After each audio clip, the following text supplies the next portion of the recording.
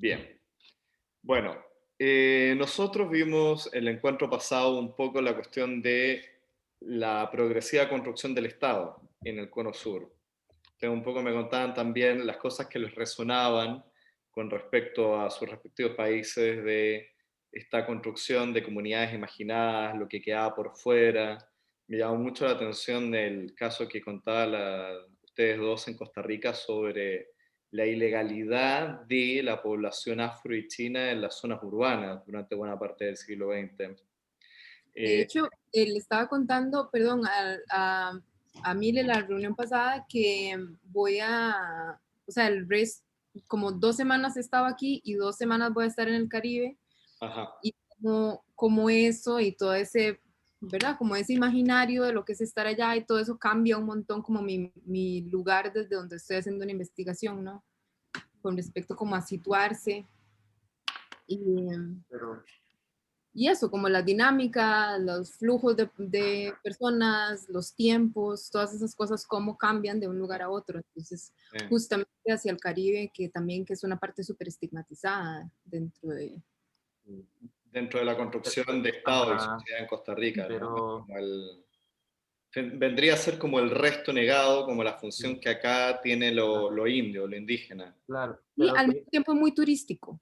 ujú, O Claro. sea, sí tiene lugares y sí tiene espacios y sí es muy visitado y sí cuando vienen grupos de gringos de donde sea, algún fin de semana van al Caribe vas y para sí el se Limón. vende esto, ajá, Claro. Ah, ok, sí, y sí se vende esto como, ¿verdad? La comida y qué rico y por ujú, allá alguna actividad de un reggae night y qué sé yo, como la gran Claro. cosa, al mismo tiempo siempre, sí, pues como siempre, tomando lo que les gusta, lo que les parece válido y lo demás, pues dejándolo Claro. ahí. Es cierto que es un lugar donde hay poca oferta cultural, donde hay una estigmatización gigante, digamos, Ujú.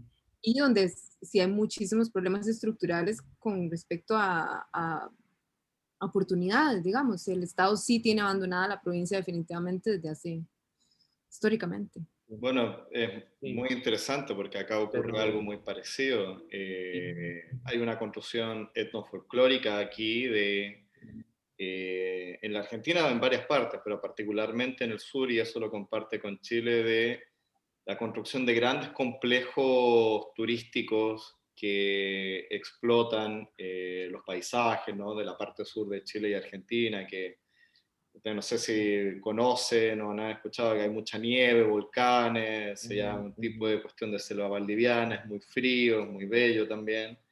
Y claro, se construyen paisajes donde lo indígena, particularmente lo mapuche en este caso, pasa a ser una cuestión, parte más del commodity etnofolclórico a visitar, ¿no?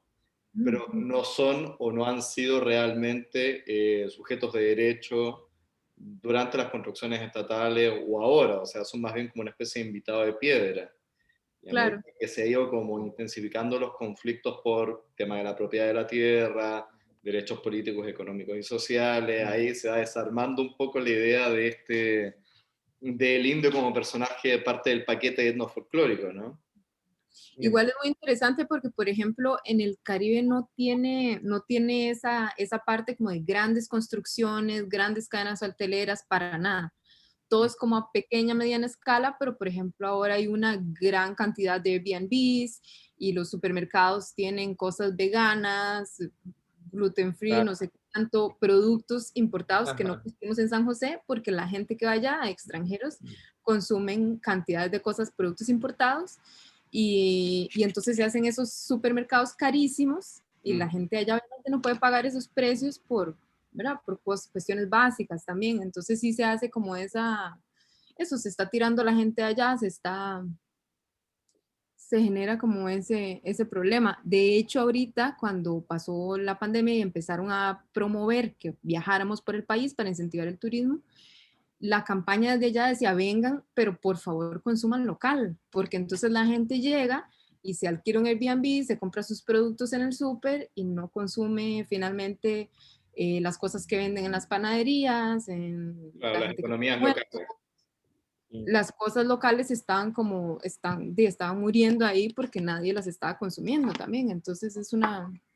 Tremendo. Es como una especie de extractivismo pasado por el turismo, ¿no? O sea, en vez de estar sí, sacando qué sé yo, minerales, petróleo, lo que fuese, es como una explotación turística extractiva que deja muy Explotación, poco a las comunidades al final. porque es un paisaje hermoso y sigue siendo pequeño y colorido y Caribe cliché, cielo Claro. azul, mar turquesa, todas esas cuestiones, la selva ahí mismo, esas cosas reales y hermosas, pero al mismo tiempo, ¿verdad? Para otros. Claro, Ujú. exactamente. Y me parece bien curioso y bien vacilón cómo sin querer, creo, se van como que cruzando estas similitudes en las constituciones o en el imaginario de nuestros países, ¿verdad? Porque fíjate que también acá en El Salvador, y que de hecho es una lucha reciente de quizás 2 años, que gente se está autodeterminando Claro. afro salvadoreña, porque este mismo que hizo la masacre de lo que estoy tratando de ver, de la masacre indígena, promulgó un decreto y que fue legislativo, o sea, es constitucional, de sacar a todos los negros. Entonces, toda la negritud fue expulsada de El Salvador a principios de 1900, por ahí así, Muy parecido ¿verdad? a lo que Entonces, ocurrió acá, o como sea, eliminarlos sí, como categoría correcto, central. ajá, sí, eliminarlos del todo. Sin embargo, la población indígena, que era mucho más grande, ¿no? Por el hecho de que estamos fronterizos con Guatemala, con toda la región maya, lo que se hizo fue eliminar su cultura, ¿verdad? O sea, cortar de raíz su vestuario, la lengua y su autodeterminación o autodeterminarse, aunque tengamos el rostro indígena, pero la gente no se asume como tal. Claro. En cambio, toda la negritud fue expulsada totalmente. Entonces, hasta hace quizás unos 3 años es de que de nuevo hay gente que se está y bueno, vos lo ves y ves sus rasgos en los genes afrodescendientes, ¿verdad? O afro-salvadoreños. Pero es un tema eh, Qué locura que... ahora, o sea, 3 años acá, ¿no? Igual el tema del reconocimiento como país del pueblo indígena y quitar ese folclorismo, o sea, como el indígena como sujeto de derecho, la constitución se reformó hace 4 años, en el 2016. Fue que ya por constitución el Estado salvadoreño reconoce a la población indígena y que debe de velar por política, bla, bla, bla y todo lo demás, ¿verdad? Pero son temas totalmente recientes acá en El Salvador, ¿verdad? Y ahorita que están en temas reivindicativos, de lucha y todo eso, ¿verdad? Porque hemos retornado a un gobierno blanco, ¿verdad? Totalmente, que es lo que quiere, ¿verdad? El presidente que tenemos es de ascendencia palestina, Ujú. ¿verdad? No hay nada que ver de hecho, su eslogan es borremos la historia, ¿verdad? Y construyamos una nueva Claro. a partir de este momento y pasemos la página y Claro. borremos la Bueno, historia. es muy Ajá. interesante eso que comentas tú del proceso de autoidentificación y cómo va transformándose históricamente, porque me recuerda algo calcado, igual que empezó a ocurrir en Chile desde la década de los 90 en adelante, es que cuando hay un censo en Chile a mediados de los 90, la población indígena, mayoritariamente mapuche, no llegaba al 5% de la población del país. Y lo muy no loco que ocurre, pero sí te muestra cómo hay unos procesos de autoidentificación, de construcción de la identidad, es que en el último censo que hubo en el país, que fue en el 2017, 16, si mal no recuerdo, eh, ese porcentaje salta hacia algo similar, alrededor del 10-12%, si mal no recuerdo. Entonces, lo que no se explicaban era, uno, ¿cómo diablos en 20 años se dobla la población indígena? ¿O qué había pasado? Y lo que ocurría era que el estigma de, que si bien es grande todavía, pero empezó a diluirse el estigma, pero por un proceso de construcción de etnogénesis de los mapuches urbanos y de los mestizos, de la mezcla de esos mapuches con población chilena. Entonces, el proceso de identificación empezó a aumentar. Entonces, el distrito donde más viven mapuches, y esto es muy loco, más allá del territorio que en Chile la provincia se llama la Araucanía, es Santiago. Ah, Entonces hay un proceso de identificación, de reconstrucción de la identidad que va de la mano con la cuestión de la lucha política en Chile. No sé si han visto que el tema mapuche es un Sí, tema, porque hay un tema de si va a haber un proceso de reconocimiento constitucional, cuáles van a ser los procesos del Estado de reparación hacia las primeras naciones, si va a haber o no un reconocimiento a nivel de curules en el Congreso. Básicamente, si el Estado deja de tener esta narración que ha tenido los últimos 200 y algo de años de ser uninacional, solamente una nación, a ser un Estado plurinacional. Entonces, esa es la gran claro. discusión, junto con la cuestión de orden económica y extractiva que hay en la zona, porque hay una confrontación en la región donde hay mayor cantidad de población mapuche, que ahí hay varias economías extractivas muy importantes, que la forestal, la minera, entonces, y también una mezcla con la cultura de los colonos también que llegaron ahí, ¿no? Entonces hay varias capas. Bueno, yo les quería compartir, y lo tienen ahí también en el Drive, esta lista de películas y quería ir contándoles un poco, antes de que veamos la cuestión de la ampliación de la esfera política y el rol de los militares en el Cono Sur. Bueno, esta es la lista que les conté, que algunas tienen los enlaces directos, las que se pueden, pero quería ir contándoles de cada una para que por lo menos tengan una idea de qué les puede llegar a servir. Esos fueron títulos que me fueron ocurriendo de ponerle, ¿no? Lo ominoso y la violencia de larga duración, clase y raza en Argentina y Chile. Que no sé si han visto Lucrecia Martel. Tú creo que, Irina, me contaste que sí, ¿no?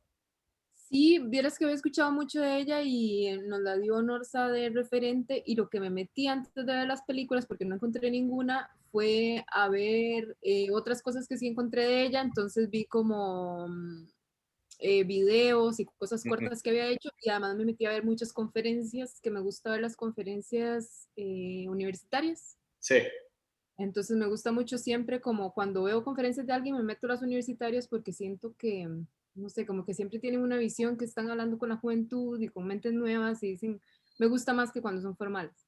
claro. Entonces vi varias entrevistas a Lucrecia Martel Bueno, y pues Martel, no, no he sí. visto La Ciénaga ni... Bueno, Martel es increíble, es parte de una camada que acá se llamó el nuevo cine argentino desde los 90, pero para mí ella se despega mucho de esa generación por suerte y su obra es bastante más compleja y su trayectoria biográfica también suma mucho porque ella viene de una provincia del norte acá, muy tradicional, muy colonial, con mucha pobreza y con mucha distancia de clase y raza que se llama Salta. Ujú. Salta es lo que sería el mundo más tradicional de la Argentina en términos de relaciones coloniales, o sea, donde los pobres son morenos, indios o mestizos, y hay una élite blanca que es una mezcla entre migrantes europeos y las élites más bien como Criollo. criollas coloniales Ujú. argentinas. A medida que vas subiendo hacia el norte de la Argentina, siempre vas accediendo a la parte más colonial, de la diferencia de la parte central y las principales áreas urbanas, que son más producto estas urbanidades y estas sociedades del aluvión migratorio. Ujú. Entonces, a medida que tú vas accediendo más a la zona cuyana y al norte de la Argentina, va teniendo muchas más reminiscencias de las relaciones de estructura de clase del resto de Latinoamérica hacia lo que es la parte central. Y La Mujer sin Cabeza y La Ciénaga son increíbles como películas porque tratan realmente esto y también la cuestión de género. La Mujer sin Cabeza, no les voy a contar la historia, pero es la cuestión de una mujer que atropella algo en esta provincia, una mujer de clase alta, blanca, que atropella algo y no sabe qué atropella. Si atropelló un perro, se atropelló un niño. Y toda la película retrata sobre esta cuestión, ¿no? O sea, estos espectros que se le van apareciendo a ella sin nunca ser fantasmas, ¿no? Pero esto ominoso, este problema, cómo la familia realmente se va encargando de solucionar el tema sin nunca nombrar la cuestión en sí misma de si esta mujer mató o no a un niño o un perro, pero esta indistinción entre si fue un perro o si fue un niño también dice mucho. Y hay Ujú. una forma muy rica como va construyendo también la cuestión de la propia relación de género. ¿no? En esa parte de una cultura patriarcal tan fuerte y tan marcada. La Ciénaga es otra donde te retrata también la cuestión de la relación de familia y clase ahí, porque es una familia que se ve que fue criolla, de poder y plata, pero que viene a menos. ¿Y cuál es la cuestión del rol de la feminidad en esa construcción de familia? También muy interesante, o sea, si quieren indagar en como las pulsiones más oscuras de las relaciones en Argentina, aquí hay mucho. Mala Junta es una película relativamente nueva de una directora también joven, Claudia Guayquimilla, perdónenme si lo digo mal, pero es un apellido mapuche, que está bastante buena, 2016-17, que retrata la cuestión de juventud marginal en Santiago, que es expulsada y que va a vivir con su padre al campo. Pero este chico es una mezcla de marginal con mapuche y sale de la ciudad, de la marginalidad urbana de Santiago, de esta gran urbe, a vivir en un territorio donde está el conflicto político y social con respecto al territorio, etc. Y es como una película de coming of age, pero en medio de este contexto. Bastante buena. La cuarta es un documental que ahí pensé mucho en ti, César. Se llama Octubre Pilagá, de Valeria Mappelman. Ahí está el link directo porque está liberado en YouTube. Fue muy raro encontrarlo, pero después me enteré de que la autora lo liberó. Y esto trata sobre una de las matanzas que hizo el Estado argentino a un pueblo originario acá en la zona de Formosa y el Chaco. Estamos hablando acá de la parte norte del país, parte muy pobre que limita con la parte de Paraguay, Bolivia, etcétera, etcétera. Y esta fue una matanza que se hizo durante el gobierno peronista ahí por el 46-47. Fue la masacre de Bomba, que hasta el día de hoy no se sabe bien cuánta gente fue asesinada, pero de cuando en cuando se van encontrando fosas. ¿Qué es lo interesante de este documental? Este documental lo que te repone es el proceso histórico de cómo hubo una conquista del desierto en el sur, que hizo el ejército de Roca, pero después también hubo una de la parte norte, en el Chaco y en Formosa. Y cómo a estos pueblos, los Pilagás particularmente, se les pasa a llevar a reducciones para constituirlos como mano de obra, uno podría decir que cuasi esclava de diferentes ingenios azucareros y también de otras cuestiones de explotación de árboles, forestal, perdón. Y lo interesante es cómo ella va reconstruyendo que esto no fue una salida de madre de un grupo de gendarmes, que es una policía acá en la Argentina semimilitar, sino como era parte de una política bastante sistemática dependiente del Ministerio del Interior y que la verdad era algo bastante habitué. Y que la excusa que tienen todos estos gendarmes que hicieron esta matanza en la década de los 40 es que hicieron un malón. No sé si se ocupa el término de malones en Centroamérica. Malón en el Cono Sur se hacía referencia a las incursiones que hacían los indios contra los españoles. Es un término que viene de la colonia. Después les voy a mostrar dos cuadros sobre la vuelta del malón y el malón, para que entiendan un poco cuál es el imaginario con respecto a qué es el malón. Es algo que siempre está atacando a la civilización. Eh, bueno, el otro eje es sobre dictadura y postdictadura en el Cono Sur. ¿Conocen alguna de esas películas no de Pablo Larraín? Pablo Larraín es un director bastante famoso, ahora está haciendo películas en Gringolandia. La conozco, vi la última que se llama como Emma, creo. Emma, claro, sí, la que salió en Movie, sí. Mm, pero esta sé cuál es, pero no la he visto. Es de Gal García también, ¿no? Claro, él tiene una trilogía, Pablo Larraín, que es sobre la dictadura, el golpe y la dictadura en Chile. La primera se llama Tony Manero, la segunda es Postmortem y la última es No. Mm, Y No habla sobre el plebiscito del 88 cuando se votaba si la dictadura iba a continuar en su formato civil, pero con el dictador Pinochet como cabeza, o íbamos a tener elecciones y Pinochet se iba. Cosa que no fue tan así tampoco porque hasta que yo era chico Pinochet seguía siendo comandante en jefe del ejército en Chile en democracia. Pero esta película... ¿Vos sos chileno? Sí, yo soy chileno. Sí. Ah, mira. Sí. Ya. Lo que hace esta película es reconstituir muy bien la cuestión de cómo fue la dictadura en Chile en los 80, que comparte muchos elementos con la dictadura también argentina, periodos epocales también, a pesar que la dictadura argentina empezó después y terminó antes, pero en términos de ideología e imágenes de época, yo creo que les va a servir mucho. Imágenes de una dictadura de Patricio Enríquez es un documental que también el link está liberado y también muestra sobre lo que fue la dictadura de los 80 en Chile, también que fue particularmente larga, duró 17 años, a diferencia de la Argentina que duró 8 años, 7 años y medio, del 76 al 83.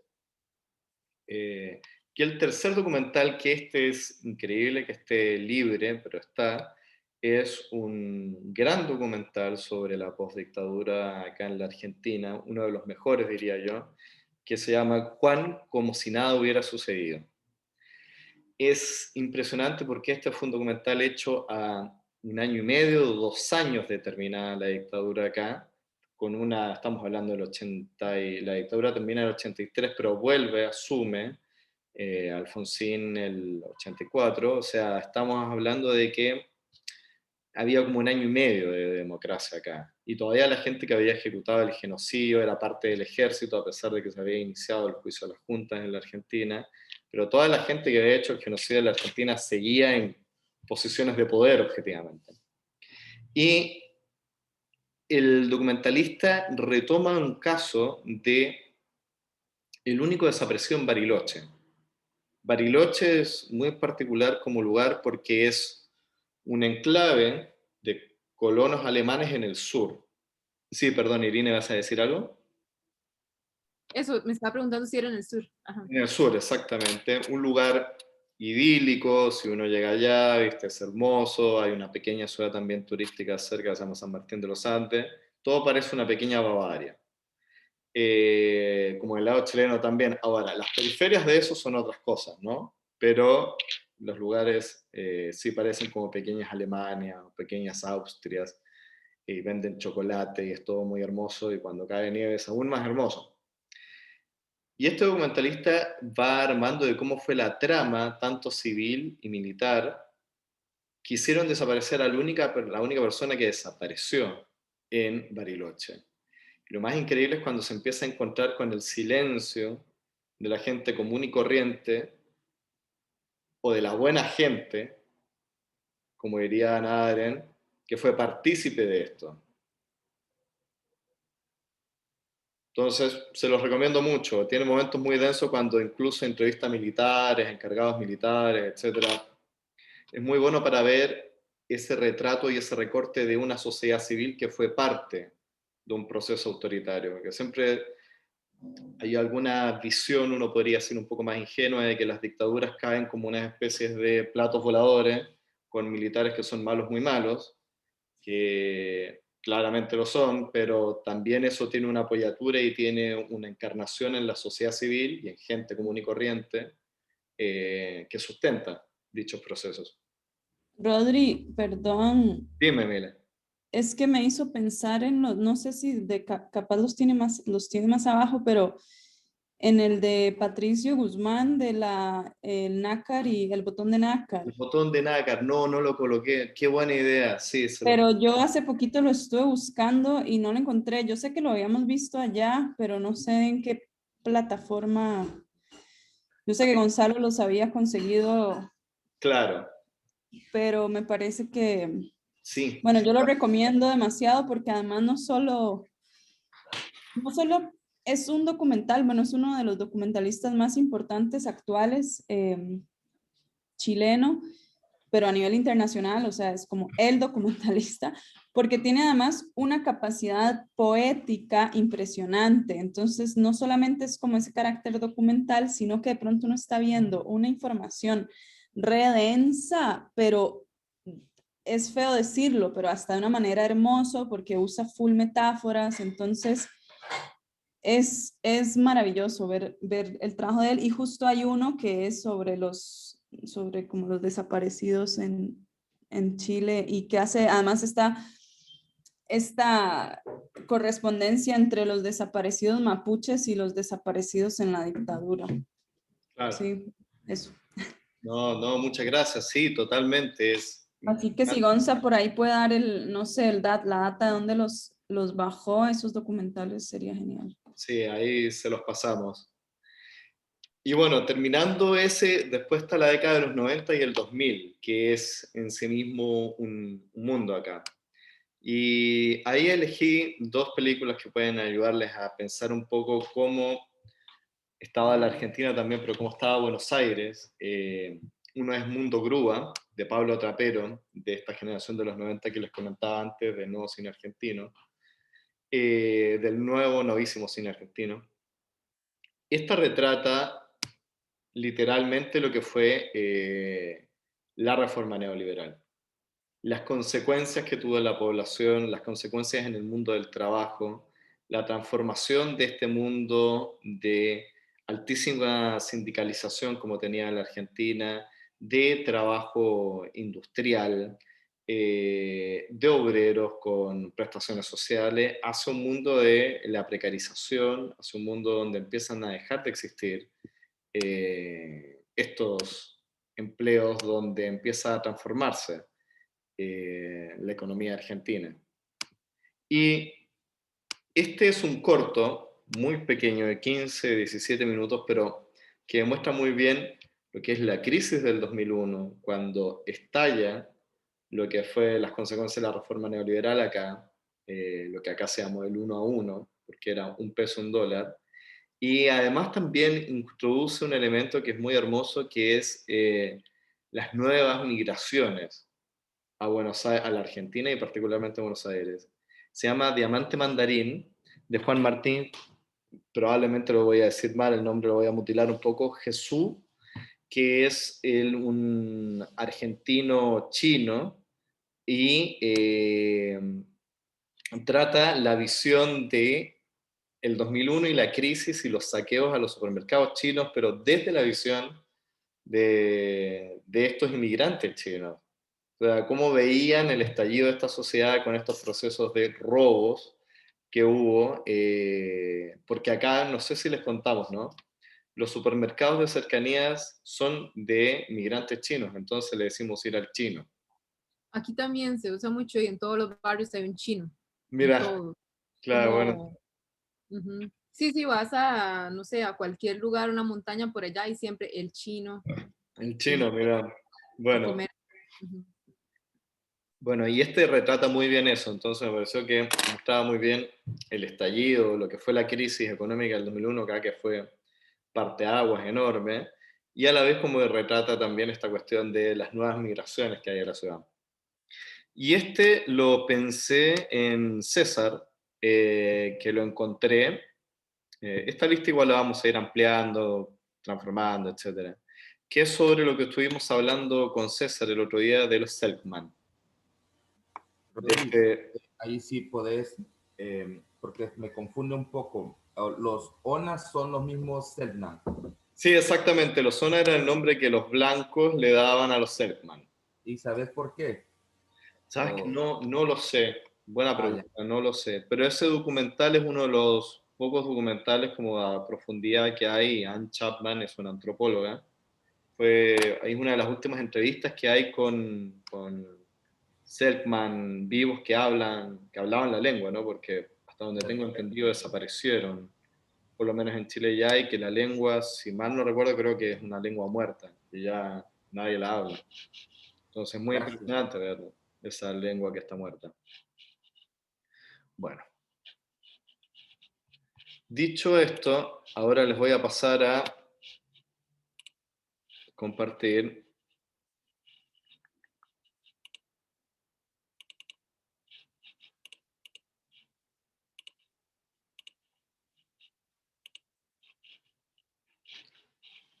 Lo que vamos a hablar hoy día. Denme un segundo que... Bien.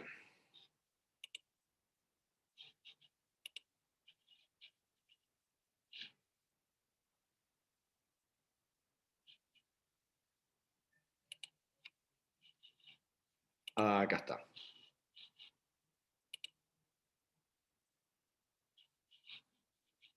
Tengo que abrirlas.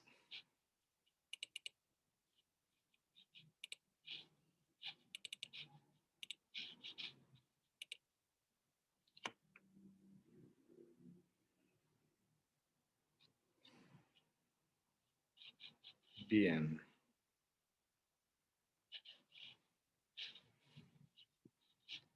Bueno, ahora vamos a hablar de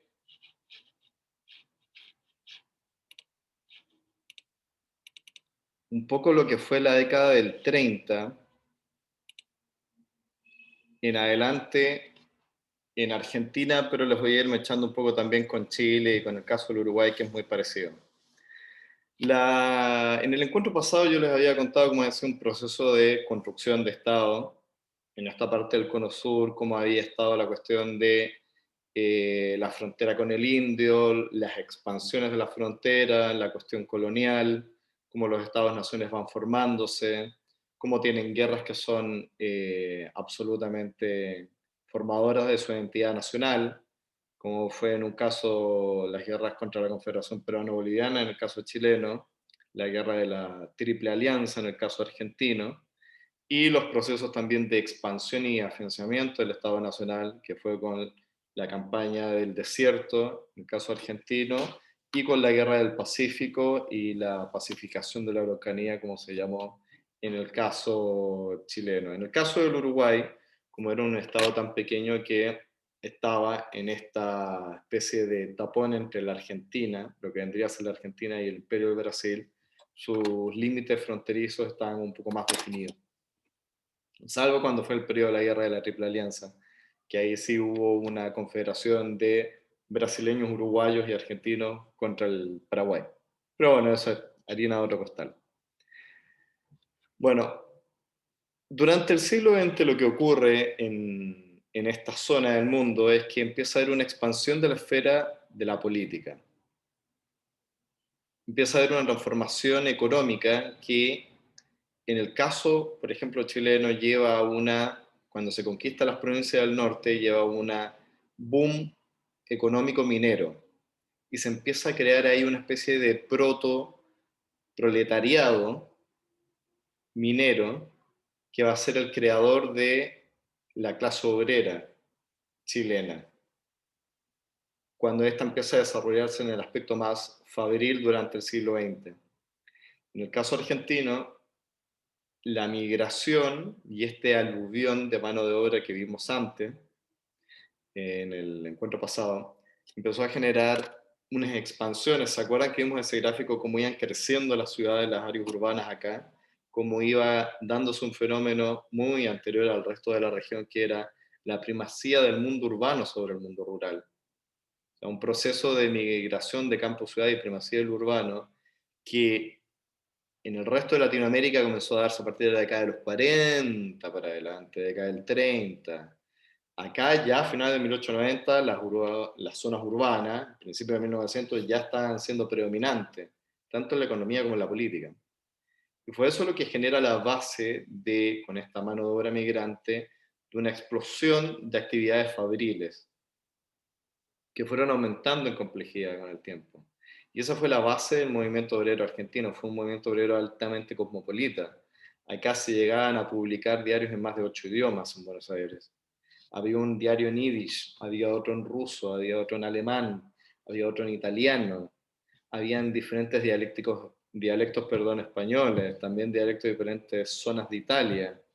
Había uno también, si mal no recuerdo, en otomano. O sea, ese era lo vasto y lo cosmopolita que había acá en Buenos Aires. Y esa fue la base de la construcción de las clases populares urbanas en ese periodo de la Argentina, hasta 1930-1940. Durante la Primera Guerra Mundial, lo que ocurre es que tanto Argentina como Chile y Uruguay empiezan a ser elementos de enviar y enviar y enviar recursos materiales a los países aliados que estaban en confrontación con Alemania. En el caso chileno era salitre y era cobre, en el caso argentino y uruguayo era carne. la carne enlatada. De hecho, hay una cuestión muy cómica que es muy interesante, que en el caso uruguayo, las principales empresas cárnicas eran de capitales, y en el caso argentino también, eran de capitales ingleses.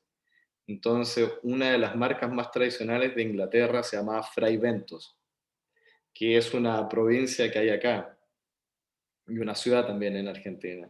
Entonces, es muy cómico, porque los chabones abrían latas, y eran vacas argentinas, era corn beef, carne enlatada, que se llama Fray Bentos, y es una marca tradicional de allá. Entonces eso ya muestra como la especie de, tanto en el caso de todo el Cono Sur, como el rol y eje que ya tenían en el sistema mundo y en la economía mundo, profundamente insertados. Uno en su faceta minera y el otro en su faceta agrícola agroindustrial, ¿no? Con la cuestión cárnica. La década del 20 termina la Primera Guerra Mundial, y en la década del 20 empieza a haber una serie de pujas y empieza a haber la cuestión social en todo el Cono Sur. Entonces tenemos un proceso de progresiva ampliación de la ciudadanía política, porque tanto como el caso chileno como el caso argentino, en un momento antes y en otro después, la ciudadanía estaba dada por el tipo de, uno, formación académica y también por el patrimonio. Entonces no cualquiera podía votar. En el caso argentino, si bien la Constitución del 53 en adelante dice todos son bienvenidos a la Argentina, etcétera, etcétera, a desarrollar sus actividades, bla, bla, bla, el proceso de ciudadanía era absolutamente complejo y no buscado tampoco tanto por los inmigrantes europeos. Eran relativamente pocos los que se llamaban o buscaban la ciudadanía. Porque ya la propia Constitución argentina te permitía desarrollarte como persona privada, términos comerciales, laborales, educativos, pero sin derechos políticos, no a votar. Y ese fue todo el proceso que hay durante la década del 1910 y el 20, que en Argentina se da antes con el establecimiento de la ley Sáenz-Peña. Entonces se hace el voto obviamente universal, cuando universal era solamente hombres, ¿no? Mayores de 18 años, voto secreto, y esa fue la ampliación que hubo acá, que fue una ampliación muy temprana de la ciudadanía política. Y esa ampliación lleva a que el gobierno que asume sea el de Hipólito Yrigoyen, de un partido en la Argentina llamado Radical, y empieza a ver el primer fenómeno de lo que podría ser un líder populista. Hay construcción de una ciudadanía y de un referente que era Hipólito Yrigoyen, el famoso peludo acá. Perdón, ¿qué año fue este voto universal? 1916. También no ¿Y las, solamente... ¿Perdón? las mujeres a partir de qué Recién año? con el peronismo y con Evita, eso va a ser en la década de finales de los 40, principios de los 50, con el voto femenino. Eso fue muy posterior. Lo que sí era un cambio que hasta antes de eso, como les contaba antes, el voto era básicamente censitario, ¿no? Era quien tenía plata y quien tenía determinado estándar. O sea, el demos, la comunidad política era bastante limitada. Ahora, ¿qué es lo que ocurre? Acá hay una élite en la Argentina que venía con este proyecto civilizador que hablamos antes, un proyecto de ilustración, un proyecto que incluso, como les contaba también, envió una comisión a investigar a finales de los 1800, 1890 y algo, principios de 1900, París, para traer como una gran parte de la ciudad reglas constructivas y reglas de espacio público que imitaran eso. Esta tenía pensada esa generación, su proyecto era que este fuese la perla del plata, que fuese el París de Sudamérica. Y en buena parte durante un tiempo lo fue. Por eso les colgué un libro también ahí de Beatriz Sarlo en el Google Drive que se llama Buenos Aires, Cosmopolitismo Periférico, que es un excelente libro porque habla de este Buenos Aires cosmopolita de la década del 20-30 de forma muy detallada y muy increíble. La cultura, el arte, los diversos teatros en muchos idiomas, los diarios en muchos idiomas, las imprentas, las mezclas, la cantidad de migración que llegaba acá. etcétera, etcétera. ¿Cuál es el título, perdón? Está en el Drive y se llama Buenos Aires Cosmopolitismo Periférico, si mal no recuerdo, que comprende la década del 20 y el 30. Está ahí en el Google, en la carpeta de Google Drive.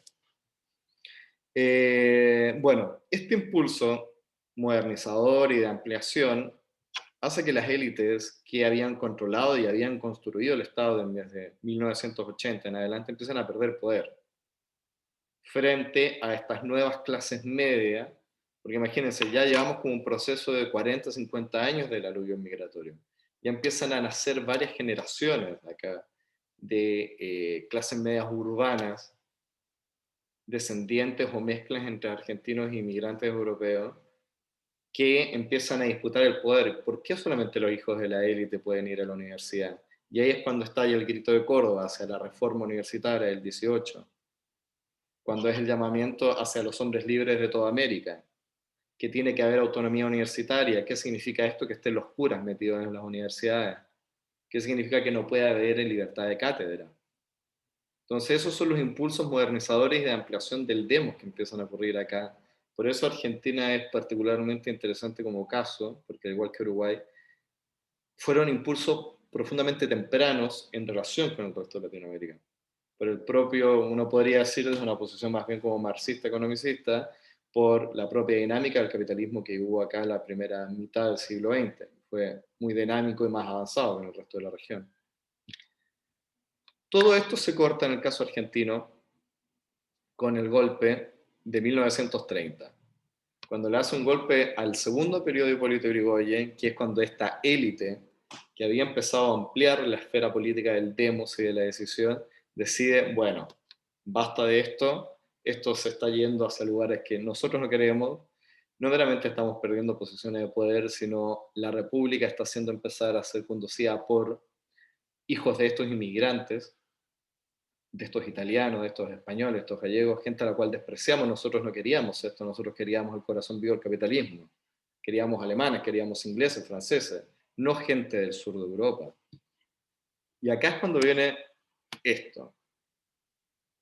Este golpe también coincide con la crisis económica a nivel mundial del 29, que acá pega el 30, pero este es el gran crash del mercado de capitales a nivel mundial, y se llama la década infame. La década infame, ¿por qué? Porque fue una década donde hubo un golpe. El golpe fue dado por un militar llamado Justo, que venía con una serie de ideas de conservadurismo católico, bastante, uno podría decir, tradicional, ultramontano, con una concepción del mundo profundamente antimoderna, o más bien corporativa también. Tenemos que pensar que el mundo también estaba empezando a ir por este camino. Pensemos que el fascismo en Italia había ganado en la década, mediados de la década de los 20, Hitler con el nazismo en Alemania iba a ganar en 3 años más, en el 33. El mundo estaba caminando por una bastante oscura, podemos decir. Y esto es lo que empieza a haber, y que es muy interesante. Movimientos migratorios de obreros rurales a las grandes ciudades. Esta fue una gran diferencia del periodo anterior. Porque acá lo que empieza a ver es una llegada que es mucho más reproducible y tal vez mucho más común de lo que ocurrió en el resto de Latinoamérica a partir de la década de los 40, 50, 60, del gran proceso de migración campo-ciudad, los procesos de industrialización por sustitución de importaciones. Empieza a llegar lo que se llamó acá los cabecita negra. Tenemos que empezar estas grandes unidades urbanas que habían sido tan, por ejemplo, Buenos Aires, como les conté antes, ¿no? La primera ciudad en Sudamérica en tener un subte en 1908, un subterráneo. Creo que fue una de las primeras 5 a nivel mundial en tener un subterráneo. Así de moderno era este lugar, ¿no? Y de repente empieza a aparecer lo negro, lo moreno, lo mestizo. Y aquí es cuando empieza a decirse, las aguas empiezan a bajar negras. Viene la Segunda Guerra Mundial y se empieza a consolidar el movimiento obrero organizado.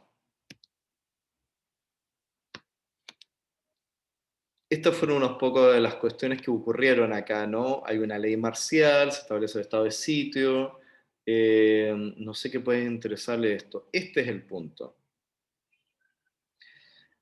Hubo un punto durante toda la década de los 30 acá en la Argentina que se llamaba el fraude patriótico. Es decir, la gente votaba, después del golpe hubo una votación, pero se amañaban las elecciones, había fraude y ganaba el candidato conservador. Los candidatos radicales siempre perdían. Entonces empieza a haber una erosión de esta esfera política que se había constituido durante el 16 al 30. El radicalismo es el partido proscrito. El radicalismo que había sido el gran canalizador de estos intentos modernizadores en la Argentina, ¿no? De democracia. Y viene el 43, y acá va a venir algo muy largo, pero que vamos a intentar hacerlo lo más... es un poco difícil explicarlo esto, pero acá viene el gran momento del peronismo, muchachos. Prepárense. Hay un golpe de Estado a estos presidentes fraudulentos conservadores y se interviene la CGT, que es la Central General de Trabajadores en la Argentina, la organización que nuclea a todos los sindicatos. Perón era el secretario del Trabajo, una especie de ministro del Trabajo, es enviado lo toman preso, él piensa que ya está jubilado, estaba pensando en cómo iba a vivir sus años posteriores con Eva Perón, en su casa, en su finca en Entre Ríos, creo que era, esto ya estaba pensando jubilado, y realmente, ¡pum!, hay una gran marea de obreros que viaja desde los distintos puntos de lo que se empezaba a configurar como el Gran Buenos Aires, como aquello que está por fuera de la ciudad de Buenos Aires, podríamos decir los suburbios urbanos industriales que se empezaban a nacer, que ya habían comenzado a nacer en la década del 20, y invaden la ciudad. Así lo dicen las crónicas, ¿no? Muy interesante, y por eso ocupé la palabra invaden, porque de repente era por primera vez que estas élites blancas o estas clases medias urbanas blancas ven estos no meramente obreros, sino obreros negros, obreros morochos, obreros mestizos, con cara de indio. Entonces, eso impresiona, y es ahí donde yo les recomendé el cuento de Cortázar, que también lo dejé en el Drive, Casa Tomada. Es un cuento muy cortito, creo que no tiene más de 15, 16 páginas, pero retrata de forma muy, muy onírica y fantástica ese sentimiento de las clases medias urbanas blancas, de repente la invasión de su casa, la ciudad, por algo que no entendían o que no comprendían, que era la llegada de la política de masas, el movimiento obrero sindicalizado, organizado, que era al fin y al cabo la política del campo popular que llegaba. Y el 55 hay un bombardeo de la Plaza de Mayo, entre medio pasan un montón de cosas, pero lo que quiero mostrarles un poco es esto quería mostrarles.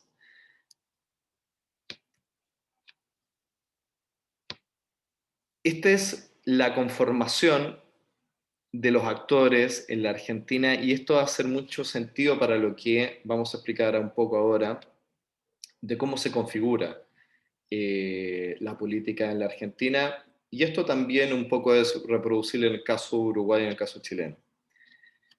El Estado funciona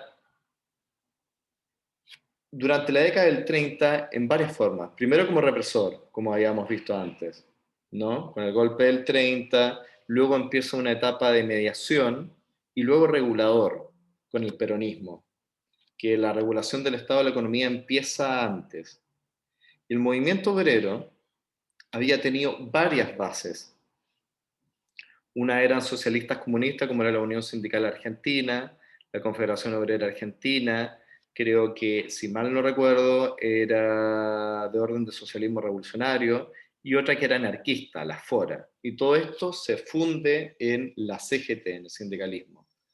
Ahora, esta clase obrera industrial que se encarna y se crea en la CGT, tal vez en el movimiento obrero industrial más importante de Latinoamérica, junto con el mexicano y con el brasileño, en el periodo peronista empieza a ser parte fundamental, no meramente del peronismo, sino también de la base del Estado. el Estado empieza a regular, junto con el trabajo,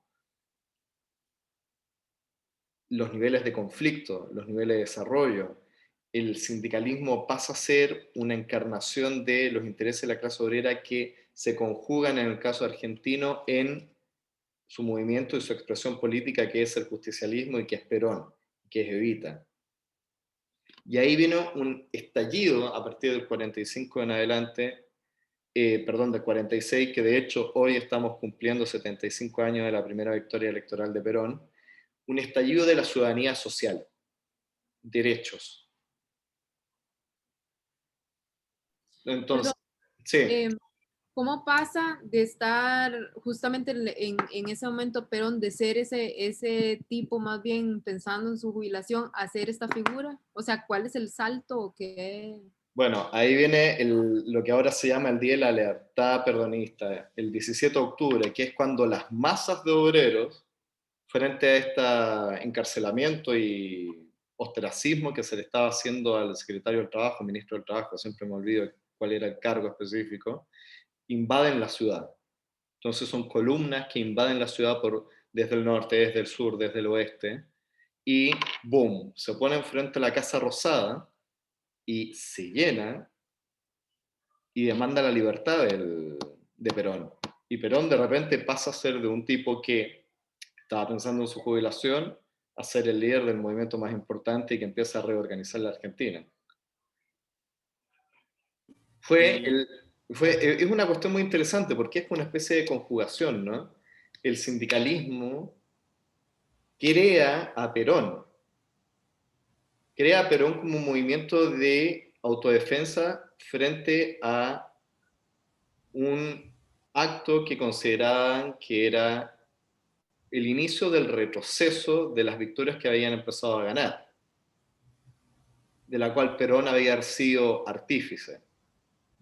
Entonces hay una conjugación, ahí se empalman intereses, ¿no? Y de repente, pum, 17 de octubre, se invade la ciudad se invadía y así lo escriben, por ejemplo, La Nación, diciendo, se han visto escenas horrorosas como gente que está sin camisa, caminando por la Plaza de Mayo, ¿qué es eso, no? Gente limpiándose los pies en las fuentes, horror absoluto. los salvajes. Totalmente, totalmente los salvajes. Me llama la atención, en medio de todo esto también juega algún protagonismo Guevara, el Che. No, él era un adolescente, o un poco menos que un adolescente en esa época, y Ah, era de una familia, yo te diría, más bien acomodada, de extracción creo que era como socialista o radical, eso sí, pero que jugaba rugby, pero yo creo que alguien absolutamente lejano a esto. Ahora, también, como el contexto era la Segunda Guerra Mundial, eh, la, la definición que había del peronismo por parte de los partidos tradicionales de la izquierda argentina, el Partido Socialista particularmente y el comunista, que tenían bases muy grandes en esa época acá, que luego las pierden frente al peronismo, era de esto es una expresión fascista, esto es Mussolini. También Perón había estado en la Italia de Mussolini aprendiendo las formas del corporativismo, pero él nunca fue el peronismo para nada un fascismo, ¿no? Es un populismo latinoamericano tradicional muy parecido al de Vargas en el caso brasileño, o en el caso mexicano, no podría decirle como un pre-Perón que fue Lázaro Cárdenas, ¿no? Como estos grandes líderes que reforman y amplían la ciudadanía social. Con Entonces, algunas tendencias autoritarias complicadas, sí, pero no podríamos decir que fueron fascistas. pero Perón como, entonces como cuando era ministro de Trabajo, tenía buenas relaciones con todas estas organizaciones sindicales. Claro, exactamente. Ajá, ok. Bueno, sindicatos más importantes, no, creo que esto, división de la CGT, Bueno, acá le iba a dar algún paso por lo que eran estos sindicatos los más importantes de acá, ¿no? La Unión Ferroviaria, que acá tenía mucho peso, si mal no recuerdo, los socialistas de la fraternidad. Y esto un poco las peleas entre, no creo que esto será mucho, la ruptura del 43, un golpe de Estado, Farra, esto sí. Esto les quería mostrar. Entonces, cuando surge el movimiento peronista, cuando surge el peronismo, el propio Perón dice que su columna vertebral es el sindicalismo. Y que su doctrina o su ideología, ellos plantean la tercera posición. Como ya estamos en un mundo bipolar entre, al final de la Segunda Guerra Mundial, ¿no?, entre el comunismo y el capitalismo, ellos plantean la tercera posición. Y la tercera posición es el justicialismo. Que al fin y al cabo uno puede decir que puede ser un poco más, un poco menos, no decía mucho, pero era una forma de decir, bueno, este es nuestro camino propio. Y este fue el golpe del 55. Argentina empieza a sufrir un proceso de transformación enorme económico durante el 45 al 55, donde el Estado empieza a tener el control de la economía, el control de las políticas de industrialización. Y eso ocurrió no solamente en Argentina, ocurrió en toda la región y en todo el mundo, donde el Estado, a partir de las políticas keynesianas, que se habían generado en la década del 30, pero que resultan ser fundamentales en la Segunda Guerra Mundial, empieza a dirigir el desarrollo económico de los países.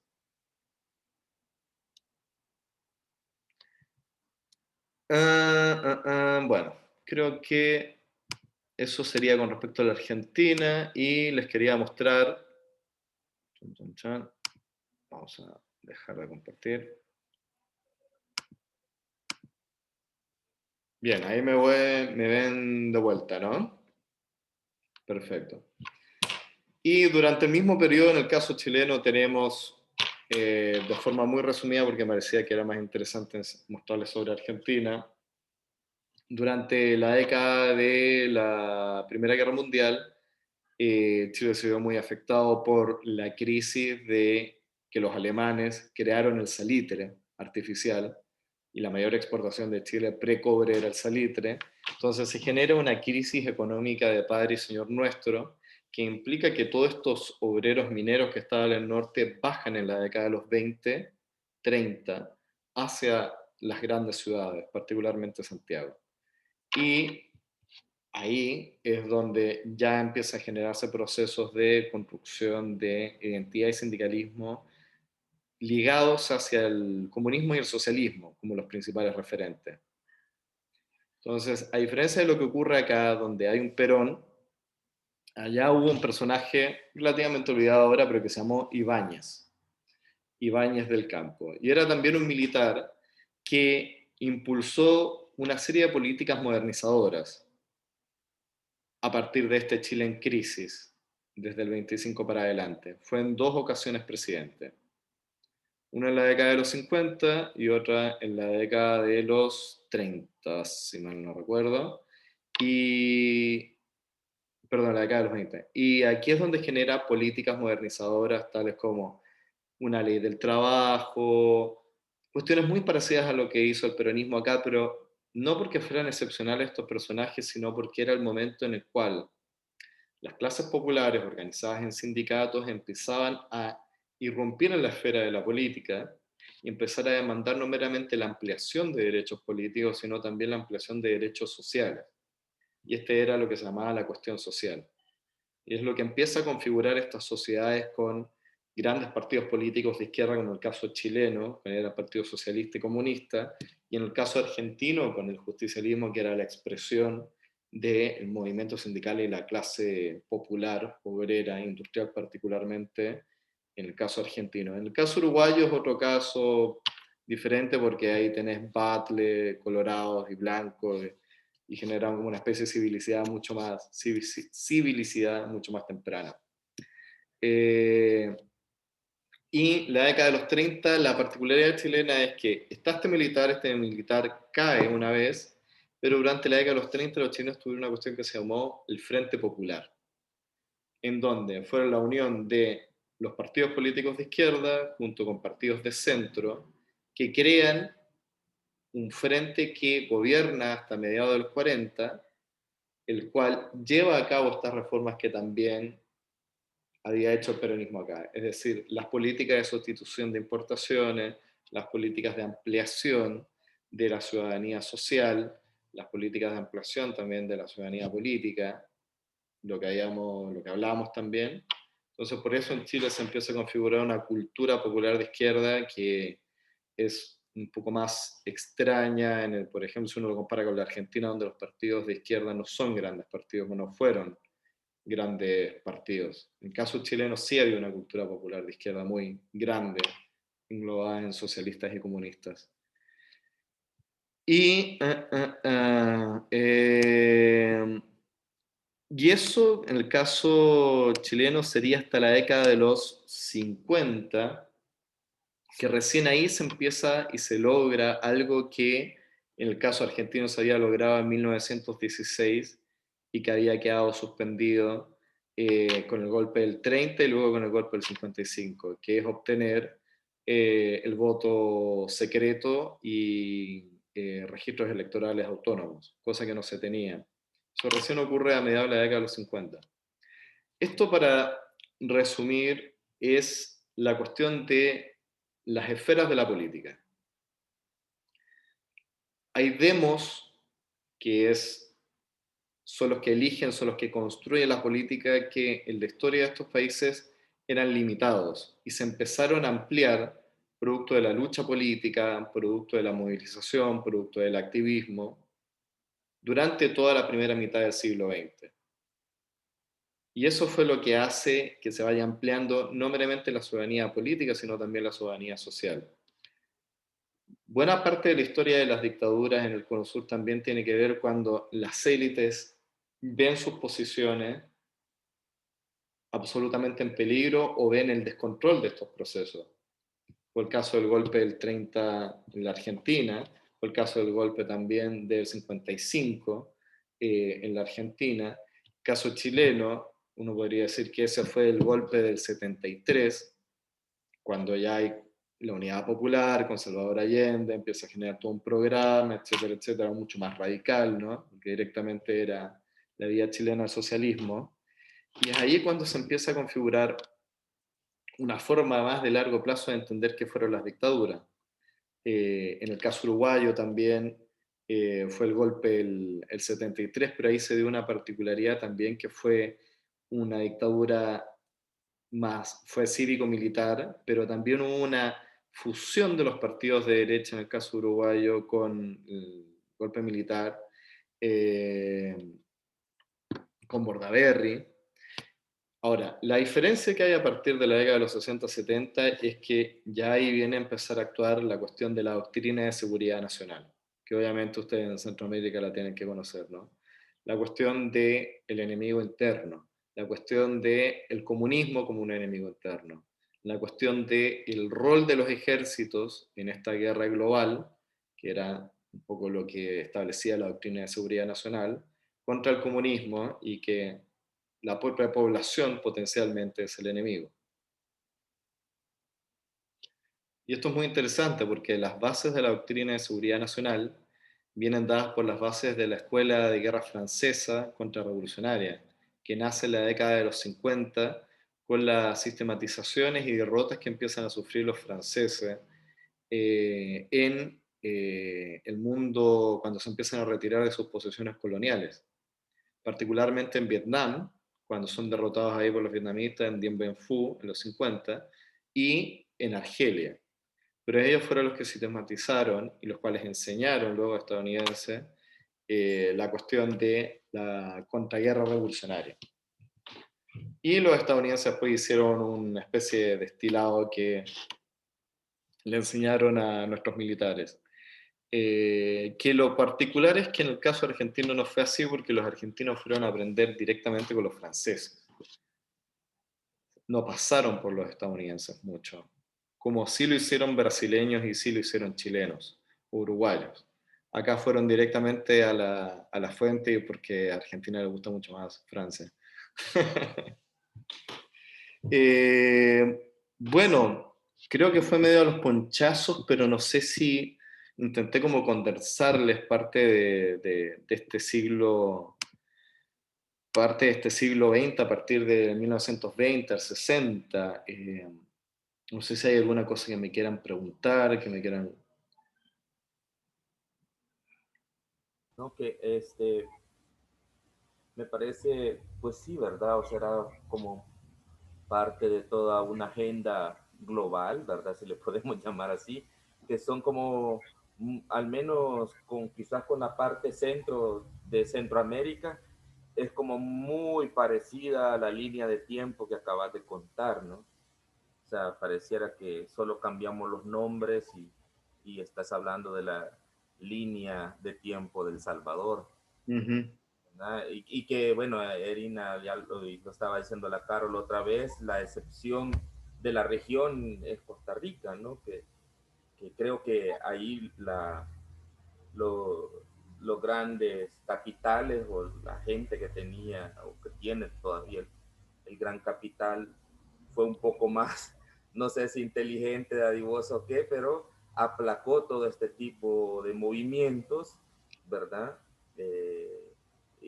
No sé si hizo el reparto, ¿verdad? Un poco más equitativo de sus riquezas, pero por lo menos en ese pedacito no sucedió toda esta línea Ujú. de tiempo, ¿verdad? Claro. Bueno, yo Pero creo que hay una, claro, hay una particularidad con eso porque, por ejemplo, en el caso argentino, los obreros mejor pagos de la región a nivel mundial eran los obreros argentinos durante la década del 60 y 70. O sea, los estándares de vida que había acá no eran comparables con ninguna parte de la región, eran sumamente altísimos hasta la década del 70, por lo menos hasta el 79.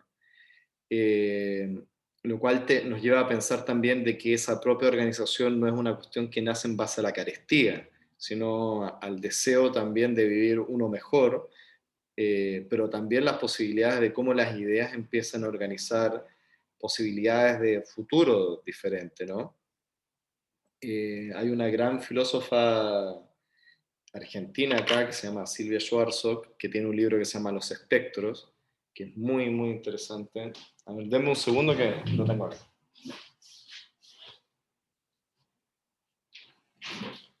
Perdón, acá está. Se los voy a enviar y si lo encuentro en PDF alguna parte, se los voy a dejar colgado. Se llama Los espantos, estética y postdictadura, y lo que hace ella es una lectura de la postdictadura argentina a partir de las películas, del cine. Y, y toma mucho a Martel, ¿no? Por eso Martel es como tan fundante en todo esto.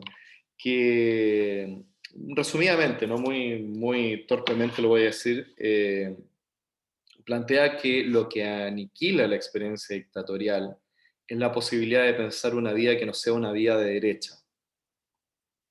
Una vida que no sea dentro de estos marcos de, no meramente la explotación capitalista, ¿no? Sino también estos marcos de esta democracia burguesa limitada. Que es esto y nada más que esto lo que podemos desear, pensar. Porque si deseamos y pensamos, y menos aún si nos movilizamos y nos movemos hacia algo por fuera, la experiencia del exterminio está ahí, ¿no? O sea, esto es lo que ocurre. Entonces, la única vía que podemos soñar, plantea Schwarzkopf, es esta vía de derecha, que ese sería el gran triunfo de los procesos autoritarios y los genocidios, ¿no?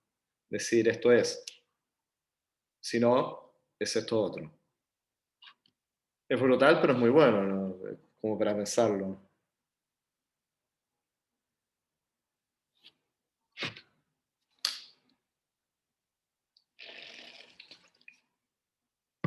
No sé si les retoma algo con aquello que están trabajando ustedes, si quieren preguntarme algo más en específico. a mí algo que me surge después de esto que acabas de exponer, que no lo tenía contemplado, es como la imagen de los dictadores, ¿no? O sea, la, la imagen del dictador este, militar, ¿verdad? Que son fuertes. Entonces, no lo tenía como contemplado dentro del imaginario o del video performance o de lo que se pueda proyectar o de las ideas que tengo. para poder hacer eso, pero después de esto creo que voy a consultarlo con la almohada, No, pero, es pero sí importante. esa imagen pues muy oscura, ¿verdad? De todo el militarismo, y al menos por el tema, ¿no? Que estoy como tratando de cuadrar, creo que es una parte muy, muy importante a destacar. Todavía no sé cómo, pero Sí, aparte es como tiempos muy, muy extraños también, ¿no? Porque sí. empiezan a emerger con nuevos ropajes estos recuerdos de antes. Ujú. Como tú Claro. contabas el caso de este presidente que tienen allá, que es como el primer dictador millennial, ¿no? Ajá, de Twitter. De Twitter, claro, ¿no? Tremendo.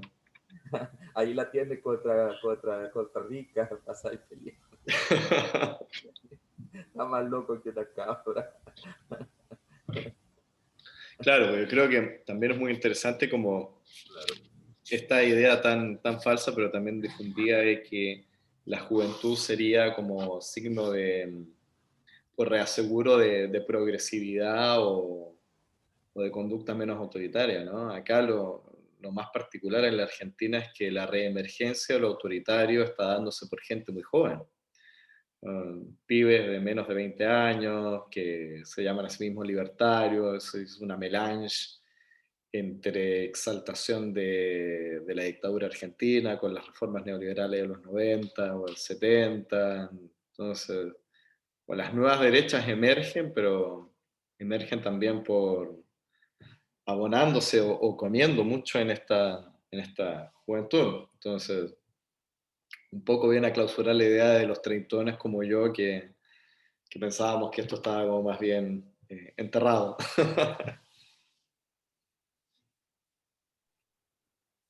No, yo quería como, yo no me sé muy bien las fechas porque soy muy mala con eso, pero en Costa Rica, digamos, la formación del Estado fue muy distinta en el sentido de que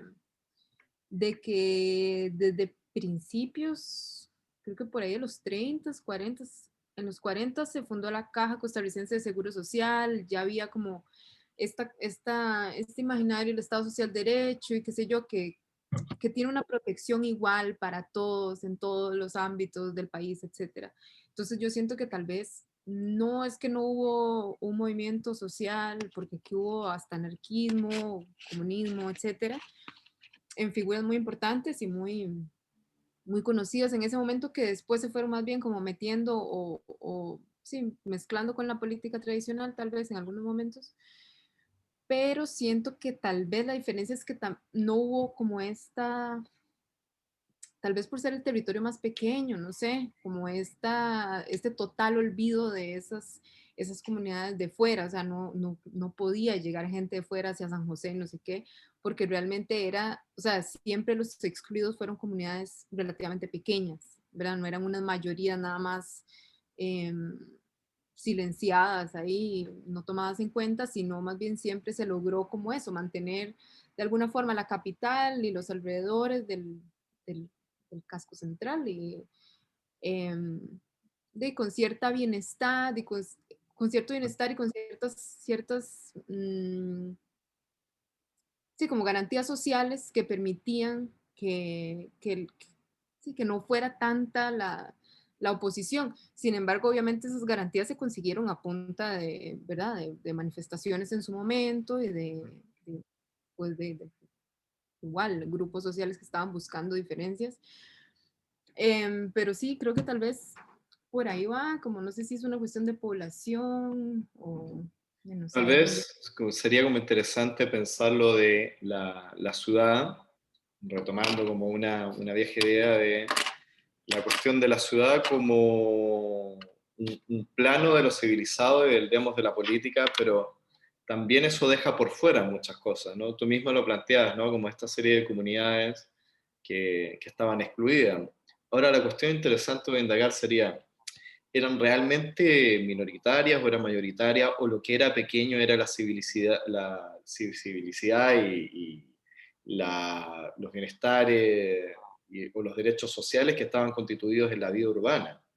Tal vez en la ruralidad, no lo sé, no conozco el caso costarricense, pero pienso un poco más el caso chileno, ¿no? O el caso en el Perú y en Bolivia, donde la vida en la ciudad tenía determinadas características y tenía determinadas posibilidades y tenía determinadas también acceso a derechos que la vida en el mundo rural te dejaba absolutamente aparte. Eh, Eso en Chile fue bastante cierto hasta la reforma agraria en la década de los 60-70. En el Perú sigue siendo como una total verdad que la casi inexistencia del Estado por fuera de las áreas urbanas. Entonces, como pensar también un poco eso, en el caso argentino, el Estado se crea y tiene una amplia capacidad de otorgar derechos sociales.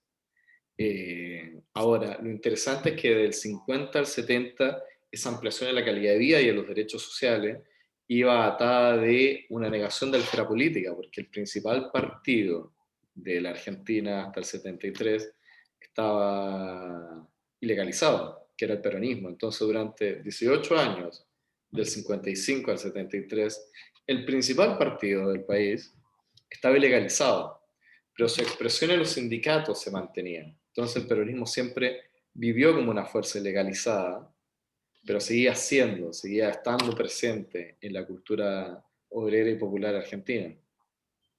Entonces, un poco para pensar, tipo, ¿qué hablamos cuando hablamos de ciudad también? Yo a veces me lo pregunto mucho, ¿no? Como, bueno, ¿y nuestras existencias urbanas también son de toda la ciudad o son de retazos? Porque muchos vivimos retazos de ciudades. Yo pienso mucho cuál es la ciudad que vivo acá en Buenos Aires. Y la ciudad que vivo claramente no es para nada parecida a la ciudad que vive alguien de, por decirte, una zona popular de la Argentina donde hay social housing, enorme torres, que es Villa Lugano.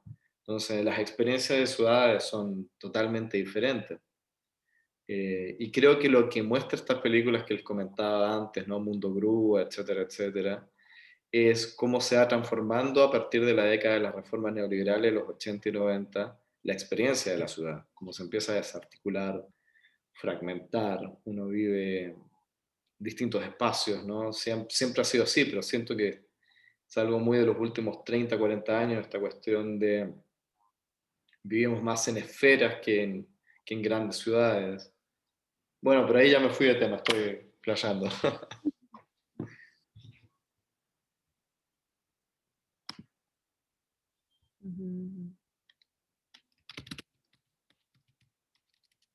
Había algo que les quería mostrar.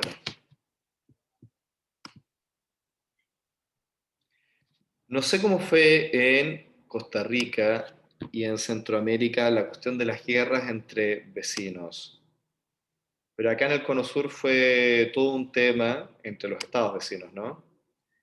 Fue todo un tema y fue fundamental para la construcción de las identidades nacionales. Los estados se construyen buena parte de su identidad nacional haciéndole la guerra a alguien más, ¿no? Y este alguien más, en el caso argentino, fueron en diferentes momentos históricos brasileños, paraguayos o chilenos. A pesar de que nunca tuvimos una guerra entre chilenos y argentinos, pues siempre estuvimos varias veces a punto de una guerra. En el caso chileno, la guerra del fútbol. El Salvador dice acá, César, que tuvo uno con Honduras. Se llamó la guerra de las 100 horas o la guerra del fútbol. Había escuchado de nombre eso. En el caso chileno fue la guerra con Perú y Bolivia.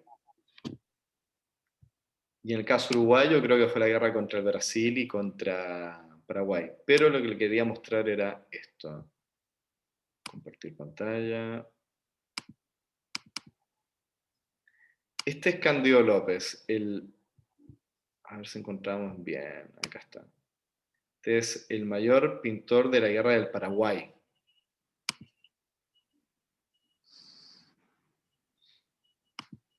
Que es una locura.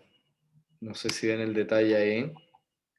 Es un tipo muy loco porque era un oficial de guerra que pierde un brazo, por un fragmento, un cañonazo paraguayo, y aprende a pintar con el otro brazo.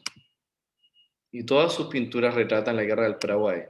Recién ahora hay una gran muestra que se está haciendo que reúne las 30 y tantas obras que hizo sobre la guerra del Paraguay. Y esta fue una guerra atroz, donde muere 2/3 de la población paraguaya, que hacen el Uruguay, el Brasil y Argentina contra el Paraguay, y que termina de construir el Estado acá en Argentina. Si se fijan atrás, está la bandera del Paraguay, ahí, y esto es un fuerte. Y acá están los campos de muerte donde quedan lo que quedaba, ¿no? De la gente. Ahí.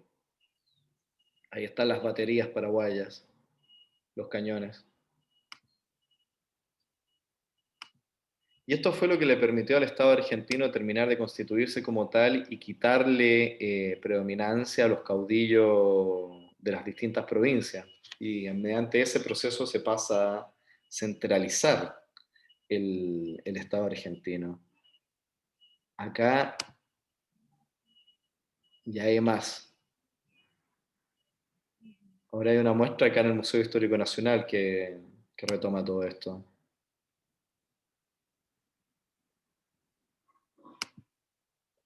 Lo interesante de pensar esto es que el otro acá pasa a ser un otro estatal, ¿no? Un otro de otro estado, un paraguayo, un brasileño, un chileno, un argentino, un uruguayo. Pero, esto les quería mostrar también.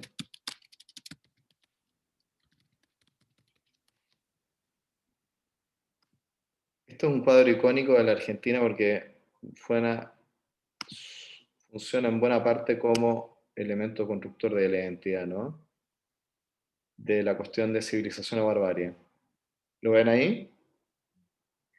Esta es la vuelta del Malón, de la Valle. Ya lo habíamos visto, ajá. ¿Lo habían visto? Ok. Este es tremendo porque es una especie de HD o está basado en un tema que era muy tradicional en el Cono Sur, que era la relación con el indio. Y el malón era las incursiones que hacían los indios para robar ganado, cosas, y se llevaban gente también. Entonces ahí nace el tropo de la cautiva blanca, que fue un tropo del siglo XIX fundamental acá. Entonces fíjense los elementos de la modernidad y la civilización que se llevan, ¿no? Hay una especie de perro con un collar. Yo lo sé porque he visto muchas veces este cuadro y me encanta mucho, entonces tiene varios significados ahí. Hay un perro que tiene un collar acá, que está como una especie de Into the Wild, que es tremendo. Hay una columna, perdón, una cruz acá. Se llevan unas maletas aquí. Se llevan los saumerios, o sea, los símbolos de la religión y la civilización son arrasados por el malón y aparte se llevan a la blanca, a la cautiva blanca. Y es muy interesante porque encontramos el mismo tropo, el malón, en el malón de un pintor alemán de la década del 1830 en Chile que se llama Rugendas.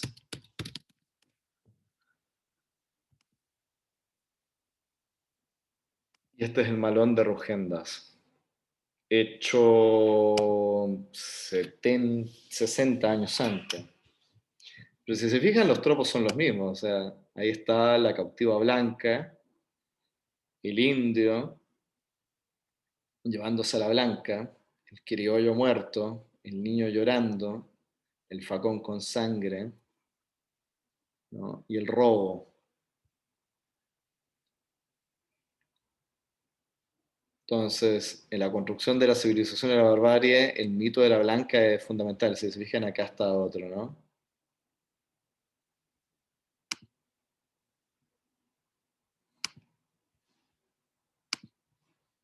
Bueno, aquí dice acá César. Ah, que César Mile se fue. Chao, Mile. Un gusto que hayas estado, Mile. Y bueno, no sé si tienen alguna duda, alguna pregunta, alguna cuestión que estén trabajando que les podría como incorporar.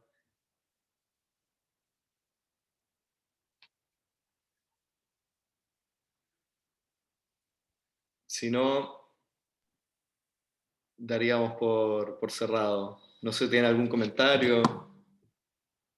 Sí, no, a mí me parece muy interesante todo esto justamente porque estaba pensando trabajar también como desde la comparación y todo eso, y realmente la historia es bien, bien, bien distinta, distinta con ustedes, distinta con el resto de Centroamérica, en cuestiones bélicas y militares y todo eso por el discurso oficial, ¿verdad? De no tener ejército, la paz, es lo que nos distingue.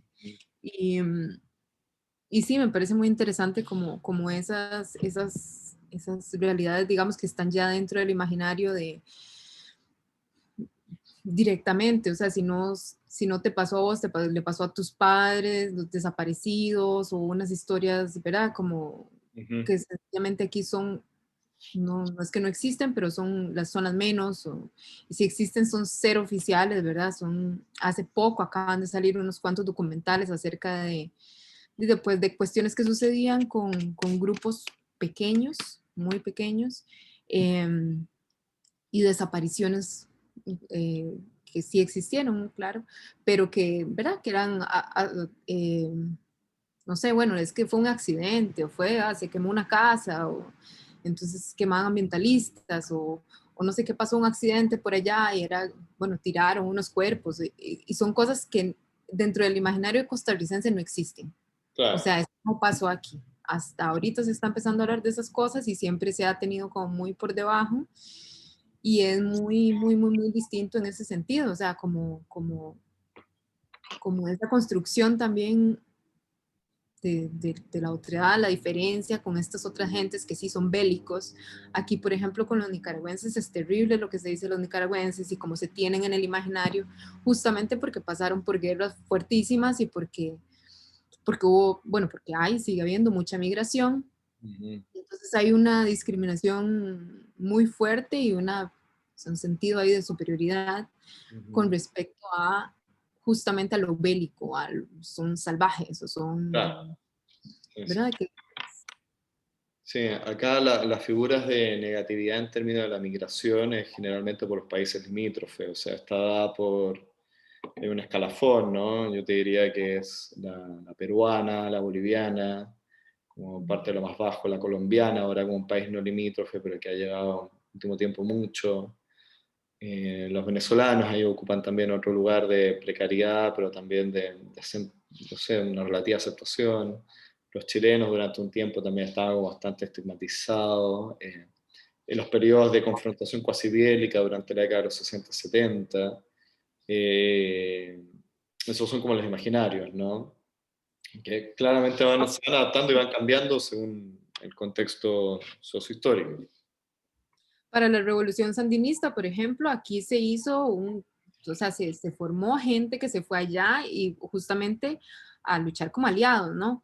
Pero también eso no está muy, muy bien visto. Mi abuelo fue comandante Ajá, y era algo, no sé, incluso hasta tal vez vergonzoso para alguna gente, es ateo y va a ir a pelear con los nicaragüenses y ya. ¿verdad? Se generaba como esa cuestión de que él no sé, entre menos relación mejor, entre menos No, pero influencia mejor. también hay como un consenso de una especie de deber ser conservador del cual más vale no salirse mucho, ¿no?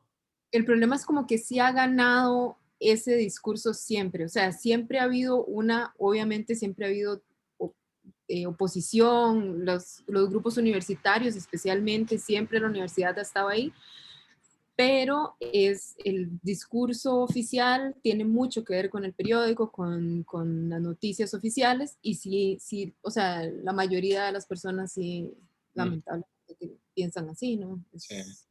Bueno, eso era muy parecido, yo te diría, acá en la Argentina con respecto a las narrativas de la transición que duraron hasta la llegada del kirchnerismo, porque acá se juzgó a las juntas, se metió preso un grupo de personas y luego durante la década de los 90 hubo una amnistía y luego desde la crisis del 2001 al 2003, que es lo que inaugura la nueva etapa de la Argentina, hay un proceso de anular esos indultos y volver a llevar a todos los genocidas a la cárcel. Ujú. Y se lleva no meramente ese pequeño grupo que se había llevado a la cárcel en la década de los 80, sino se amplía y empiezan a haber investigaciones judiciales, empiezan a haber dictámenes, empieza a haber gente más presa, que Argentina debe ser uno de los países con mayor cantidad de represores de un periodo dictatorial presos hoy por hoy. Wow. Sí. Lo cual hace también la propia visión de la sociedad, con muchas disputas, ¿no? Con muchas controversias ahí, pero hay una visión de lo que acá se llama el nunca más, que es como fundante con respecto a de esa, la experiencia autoritaria y la experiencia del genocidio. Bueno, usted nos contaba como estas placas que hay en la calle de desaparecidos y cosas así, que a mí me Es parece, tremendo, sí, sí, sí, es increíble. ¿verdad? Está ahí, o sea, no Sí, estuvo, sino que está. Entonces es muy loco como como eso, en el imaginario no sé, no cabe. Yo vi, bueno, por ahí la tengo, te la va a pasar, es una caricatura de Mafalda y releída desde hace, no sé, una semana que me puse a releerlo pensando justamente en Buenos Aires, ya como una historia, y empecé a ver como cosas súper oscuras y densas que yo no hubiera podido ver jamás desde aquí. O sea, desde Costa Rica nosotros leemos Mafalda como, no quiero decir que sea inofensivo, pero no tiene esa historia o esa carga política detrás, sobre todo porque, bueno, yo la leía como niña, ¿no? No claro, tenía idea, pero sí es muy, muy, muy distinto lo que se puede interpretar de una cosa tan simple o tan sencilla o tan, bueno, tan no, puesta claro, ahí como una cosa sencilla, como un tema de niños, digamos, ujú, desde un pasado claro. donde todo esto tiene otro significado completamente. Bueno, Kino, que murió el año pasado, o este año murió hace muy poquito,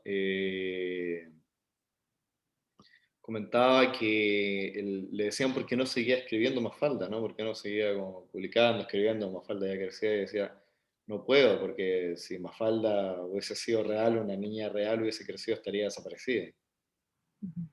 Entonces, como daba ese quiebre, ese cierre a la experiencia de Mafalda, porque claro, Mafalda era una niña de 10, 12 años que comenzó a ser publicada en la década de los 60, hubiese llegado ya como una mujer joven de 20 años al 76, 20 largos, probablemente hubiese estado desaparecida como fue el destino de muchos acá, ¿no?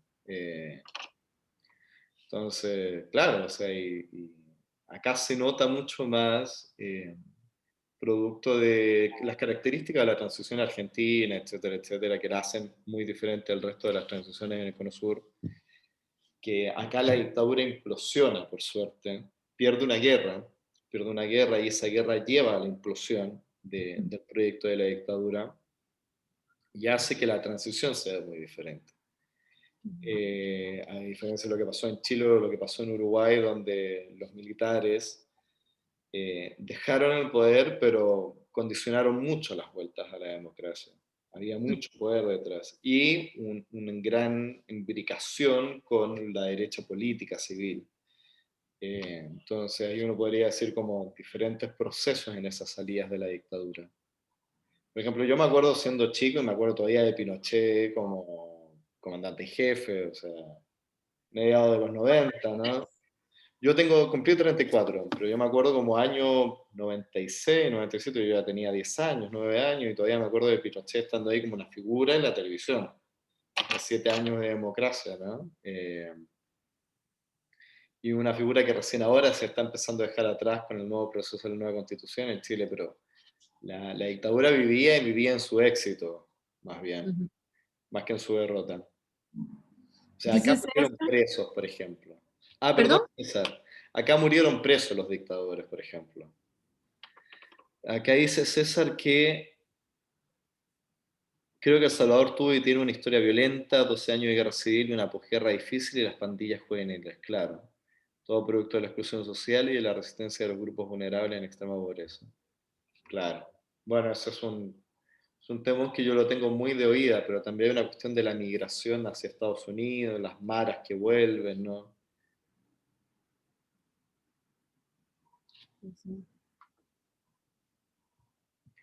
Bueno, chicos, no sé, ¿qué más podríamos hablar? ¿Quieren que sigamos la próxima semana? Sí, yo me voy como con una idea ahí. Ahorita no se me ocurren las preguntas, tengo más bien como un montón información. Ujú.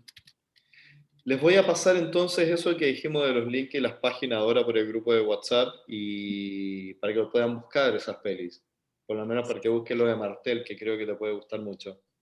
Sí, sí, sí, sí, sí. Muchas gracias. Bueno, no, ustedes chicos. Chao. Nos vemos. Nos vemos. Chao, chao.